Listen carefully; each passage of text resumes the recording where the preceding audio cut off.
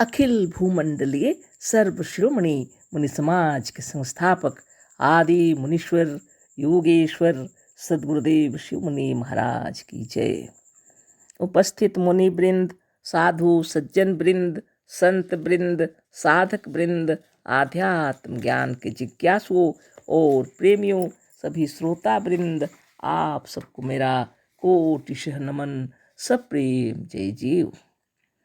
तो आध्यात्मिक चर्चा चल रही है और हम लोग सद्गुरुदेव शिव मुनि महाराज रचित ग्रंथ सत्य सुंदर और स्वतंत्र विचार पर चर्चा कर रहे हैं।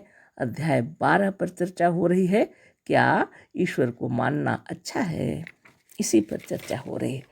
कल फुर्सत की कमी से हम इस विषय पर चर्चा नहीं कर पाए, लेकिन आज आगे हम लोग करेंगे जहाँ हम पढ़े थे परसों, है ना, ठीक है ना। तो आगे हम लोग चर्चा करेंगे। तो सद्गुरुदेव क्या कह रहे हैं, पढ़ लेते हैं उसको याद के लिए। अतः आत्मा एव रिपु आत्मनः, यदि आप स्वयं अपनी कल्पना से अपने को बांधते हैं तो आप स्वयं अपने शत्रु हैं। ईश्वर हो या कोई हो, दूसरा कोई दूसरे को मुक्त नहीं कर सकता यदि वह स्वयं सत्य ज्ञान को धारण करके मुक्त होना नहीं चाहता, है ना। अतः ईश्वर को मानने से कोई लाभ नहीं, हानि अवश्य है।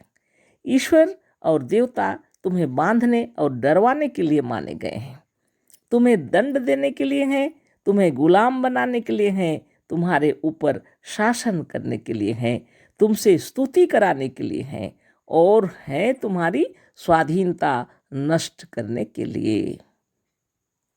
अतः तुम उन्हें क्यों मानो, उनसे तुम्हारा क्या लाभ है।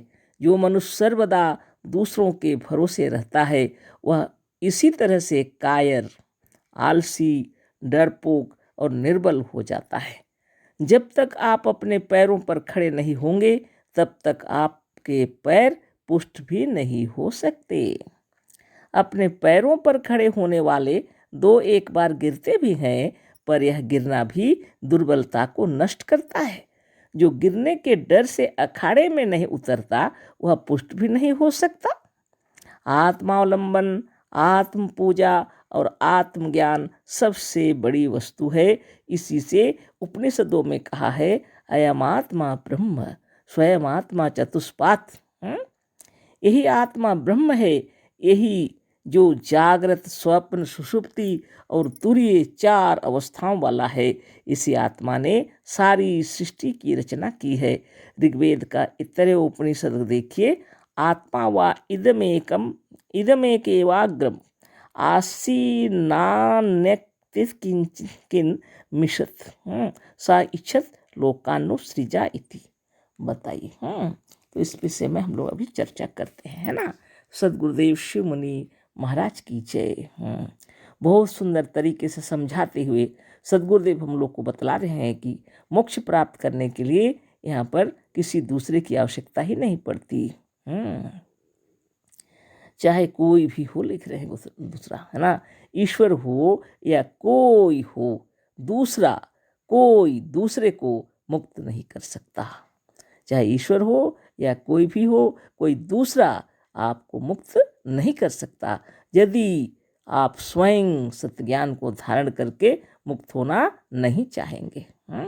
अगर आप मुक्त होना चाहते हैं तो सत्य ज्ञान को धारण करके और ध्यान तपस्या में तल्लीन होकर सच्चा ज्ञान हो जाने पर आपको मोक्ष प्राप्त हो जाएगा। मोक्ष मतलब क्या है? स्वतंत्र हो जाना, बंधनों से मुक्त हो जाना। किस बंधन से? सबसे ज़्यादा लोग किससे डरते हैं? मरने से, है ना।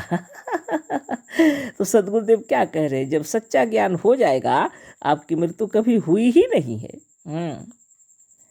तो कुछ मोह रह जाते हैं हृदय के अंदर। इस जन्म में जो अपना शरीर है हमारा, आपका, आपके बाल बच्चे, आपके परिवार, आपके माता पिता, आपके गुरुजन, आपके अड़ोसी पड़ोसी, मित्र, बंधु बांधव, सखा आपको इस रूप में, इस शरीर में आपको देख रहे हैं, है ना।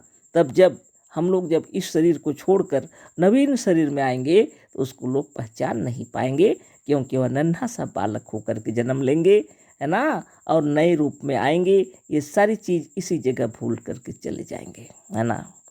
आत्मा ने अपने लिए ऐसा ही किया हुआ है नियम, है ना। लेकिन आपकी मृत्यु कभी नहीं हुई, न कभी होती है, न कभी होगी, है ना। इस बात को अगर आप तत्व से जान लें तो जीवन मरण का जो रहस्य है आपके सामने खुल जाएगा। तो आप परेशान भी नहीं होंगे, है ना। बहुत बड़ी बात है।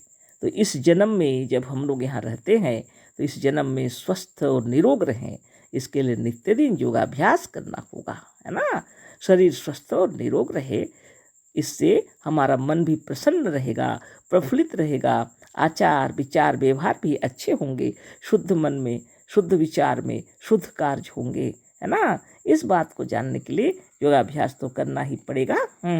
योगाभ्यास करते करते आप स्वरूपस्थ हो जाएंगे, जब समाधिस्थ हो जाएंगे जब आप, है ना, तो आपको यह सच्चा ज्ञान हो जाएगा कि आपकी आत्मा ही अमर है।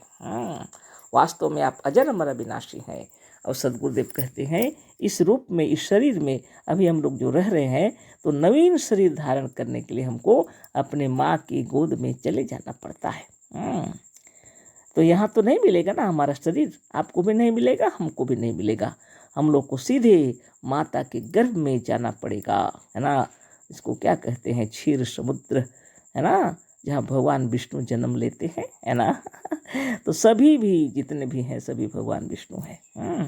तो खैर कोई बात नहीं, अभी तो ये चर्चा चल रही है और इस पर विचार कर लेते हैं। तो सद्गुरुदेव क्या कह रहे हैं, चाहे कोई भी हो, चाहे ईश्वर हो या कोई भी हो, यदि वह दूसरा है तो आप उससे मुक्त नहीं हो सकते। उद्धरेदात्मानात्मानम नात्मानस अवसादयेत आत्मयो ह्यात्मनो बंधुरात्मयो रिपुरात्मनः। कितनी बड़ी बात है। आत्मा एवं ही आत्मनः बंधु, है ना।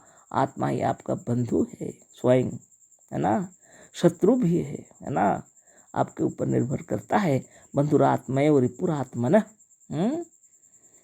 अगर आप स्वयं को, अपने आप को अच्छी तरह से, है ना, अपने आप में वश में रखते हैं, यम नियम का पालन करते हैं, अष्टांग योग का पालन करते हैं, तो उसी के लिए कहा गया है ना तस्य रोगो न जरा न मृत्यु प्राप्तस्य योगाग्निमयम शरीरम, है ना। इसलिए योग अग्नि से प्रदीप्त कौन हो जाता है, जो एकाग्रचित होकर नित्य दिन योगाभ्यास करते हैं, है ना। तब क्या हो जाता है, उसके हृदय में आत्मबल बढ़ने लगता है, सारी दुर्बलता नष्ट हो जाती है, वो अपने स्वावलंबी होने लगते हैं। और जब सच्चा ज्ञान हो जाता है, ईश्वर हमारी ही कल्पना है, सिर्फ उसका कोई अस्तित्व वास्तव में नहीं है। अब जब आपको यह पक्का ज्ञान हो जाएगा तो सूर्य की तरह प्रकाश बिखर जाएगा जब, तो अंधेरा नष्ट हो जाएगा, है ना। स्वर्ग नरक जमराज जमदूत सब छूमंतर हो जाएंगे, है ना। सबसे बड़ी बात यही है। और आप जन्म जन्म हमेशा जन्म लेते रहते हैं, शरीर धारण करते हैं, शरीर छोड़ते हैं, लेकिन यह आत्मा पर ब्रह्म परमात्मा है, यह ज्ञान आपको हो जाएगा, है ना। तो आप अपने पैरों में खड़े हो जाएंगे, कहने का मतलब। बच्चे जब खड़े होते हैं तो कई बार गिरते हैं, तो इससे क्या, सद्गुरुदेव कहते हैं गिरने के डर से क्या वह खड़ा नहीं होगा, कि अखाड़ा में पहलवानी करने के लिए अखाड़ा में नहीं उतरेगा। यदि किसी को, और एक जगह लिखे हैं गुरुदेव, अगर तैरना चाहते हैं और पानी से ही डरते हैं तो कैसे तैरेंगे। इसलिए नित्य योगाभ्यास कीजिए। हम तो नित्य करते हैं, आप भी कीजिए, है ना, ताकि हम लोग स्वावलंबी हो जाएं। इसको कहते हैं आत्मावलंबन, आत्म पूजा और आत्मज्ञान सबसे बड़ी वस्तु है। यह ज्ञान सबसे ऊंचा है। उपनिषदों में लिखा है, गुरुदेव कह रहे हैं, और आप भी देख लीजिए, उपनिषद में लिखा है अयम आत्मा ब्रह्म स्वयं आत्मा चतुष्पाद। यही आत्मा ब्रह्म है, यही जो जागृत स्वप्न सुषुप्ति और तुर्य 4 अवस्थाओं वाला है। इसी आत्मा ने सारी सृष्टि की रचना की है ना। इस बात को जान जाएंगे हम भी, आप भी, है ना। यही आत्मा ब्रह्म है। अभी हम लोग जागृत में अभी आ गए, रात्रि में सोए हुए थे हम लोग, है ना। अब इस दिन भर में भी कभी कभी, आजकल गर्मी का सीजन है, नींद आने लगती है। तो जो कुछ भी हो, जाग रहे हैं जब तक, तो जागते जागते जब थक जाते हैं तो सोने लगते हैं। हल्की नींद भी स्वप्न की दुनिया में पहुंच जाते हैं। वह दुनिया दूसरे ने नहीं बनाई, हमारी आत्मदेव ने बनाई। और उससे आगे है सुषुप्ति, गाढ़ी निद्रा, और उससे आगे है तुरीय अवस्था।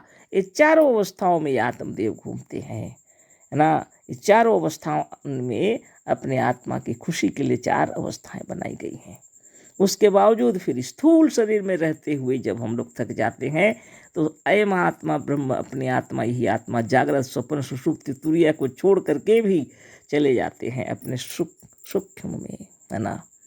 जब तक मन चाहे सूक्ष्म में रहे और जब मन चाहे स्थूल में आए तो उसको कहते हैं मोक्ष, मुक्ति प्राप्त कर ली उन्होंने, है ना। लोग क्या कहते हैं कि मृत्यु तो निश्चित है, जब जन्म लिए हैं तो जन्म ही नहीं लेंगे तो मृत्यु ही नहीं होगी। ये एक पागलपन है ना। आप जन्म लीजिए, मरिए, मरने का भी नहीं है, जन्म लेने का भी नहीं है। क्यों कहते? इसलिए कि आपको शिक्षा देने के लिए। इसका मतलब ये नहीं है कि आप कभी शरीर ही धारण नहीं करते हैं, हाँ, कि आप शरीर ही नहीं छोड़ते हैं। ये सब पागलपन है। खूब विचार कीजिए, कल फिर चर्चा होगी। अशेष धन्यवाद, कोटिशः नमन, सप्रेम जय जीव। सद्गुरुदेव शिवमुनि महाराज की जय।